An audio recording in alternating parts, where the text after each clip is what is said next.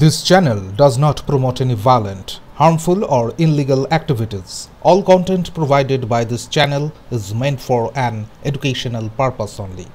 নদিয়ার তাহেরপুরে ফের এসআইআর আতঙ্কে মৃত্যুর অভিযোগ। পরিবারের দাবি বৈধ নথি থাকা সত্ত্বেও পুরনো ভোটার তালিকায় নাম না থাকায় দুশ্চিন্তায় ভুগছিলেন 72 বছরের শ্যামল কুমার সাহা। সোমবার হৃদরোগে আক্রান্ত হয়ে মৃত্যু হয় তার। এলাকায় বাড়ছে এসআইআর আতঙ্ক।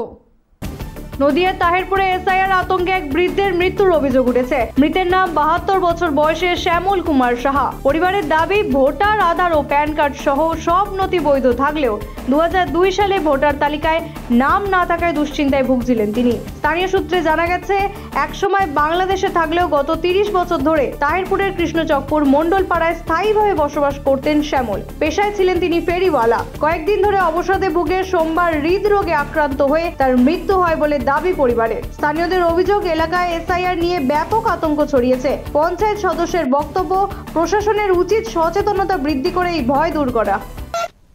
আমাদের এলাকায় বলতে কি এরা তো আমরা একসঙ্গে বসতাম, যিনি মারা গেছে শ্যামল শাহ, তাই ইনি তো মাঝে মাঝে টেনশন করতো যে আমার তো এসআইআর নাম নেই, তা কী হবে বলা যাচ্ছে না। হ্যাঁ, এরকম এইরকম বলতে বলতে আজ হঠাৎ মারা গেছে। হয়তো ওই চিন্তাভাবনা করতে করতে হার্ট অ্যাটাক করে মারা গিয়েছে। শ্বশুরে যেদিনকার থেকে ভোটে নাম নেই সেদিনকার থেকে উনি টেনশনে খাওয়া দাওয়া বন্ধ করে দিয়েছে। ঠিকঠাক ঘুমায়ও না, খাওয়া দাওয়া কিচ্ছু করে না, খালি টেনশন করে।